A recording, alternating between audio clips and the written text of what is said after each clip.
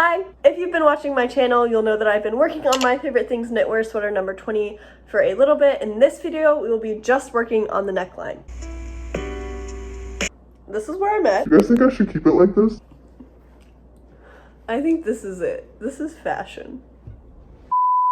Before we get into the nitty-gritty of knitting, let me give you a basic overview of how the neckline works in this pattern. You will pick up and attach all of the stitches on the neckline, and then to keep it a V-neck, you will decrease into the center and then increase back out, bind off, and then fold over so that you get a thick band. I am currently on the step where I have decreased and increased. I only have one step or two, depending on your point of view, left, which is to bind off and attach. So I'm going to go ahead and show you how to both increase and then decrease, and then we can move on to the step that I'm currently on.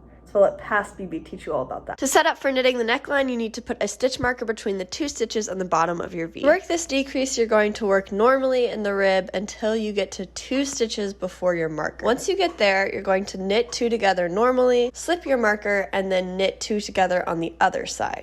Now on the other side, instead of going through the stitches normally, you're going to go through the back loop. So instead of sticking your needles through straight, you go through between the loops and knit it through that way. And then you work the rib to the end of the round.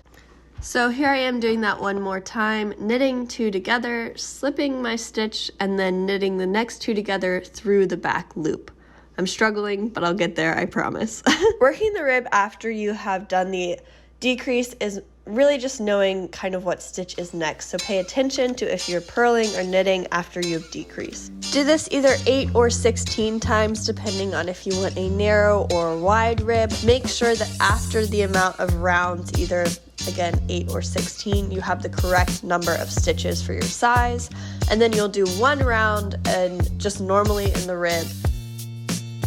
Thought I had footage of me increasing, but turns out I don't, so I made this white panel to show you how to increase. To increase with this pattern, you're going to need to mimic the knit 2 purl 2 pattern that you've already made on the ribbing. So that means you'll increase by knitting twice and then increase by purling twice. So you will work normally until 1 stitch before your stitch marker, and then you will pull up the yarn that runs between the 2 stitches, place it on your left needle, and knit normally. Then you will knit the next stitch, move your stitch marker, knit, and then increase again. So pull up the yarn that runs between the 2 stitches, put it on the left needle, and knit through that. That increases by 1 on each side in a knit fashion. So here I am doing that again, increasing in a knitwise fashion. You'll need to do this twice so that you have 2 knit stitches right together. Alright, so that was increasing with knits. As you can see, you've made 2 knits here and 2 knits here, so next we need 2 purls. So to do that,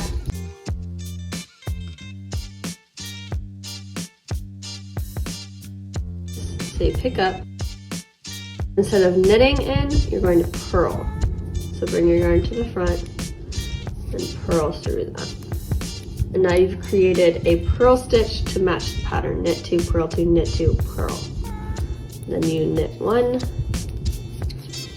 move your imaginary stitch marker, knit 1, and again, we want to create a purl, so move your yarn to the front, pick up that line that runs between, purl, and knit 2. These are all the decreases, these are all the increases. I'm going to go ahead and bind off. Alright, so I've bound off. It looks a little bit wonky here. I'm just hoping that blocking fixed that. So I'm gonna turn it inside out and then basically fold everything down and sew here.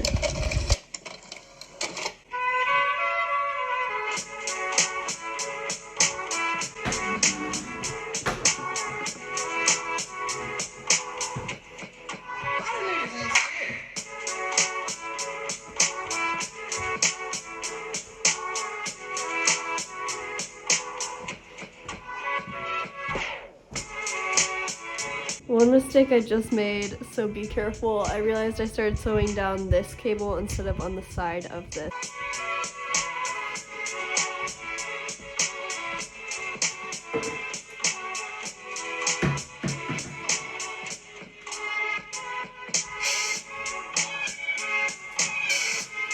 All right, all of the sewing is done, so let's flip it inside out and see how it looks. All right, there it is. Ah! It looks awesome. That's what the inside of my sweater looks like up close. There are two different ways you can bind off the neckline. I chose to sew it down, but I will leave a link to the other way to do it in the description. Thank you guys so much for watching. I think I'll probably be taking a break from this sweater for a little bit and maybe work on a more summery project. If you guys enjoyed this video, feel free to subscribe. I have been working on this sweater. I also sew and craft and knit. Thank you for watching, and I'll see you next time you're feeling crafty. Bye.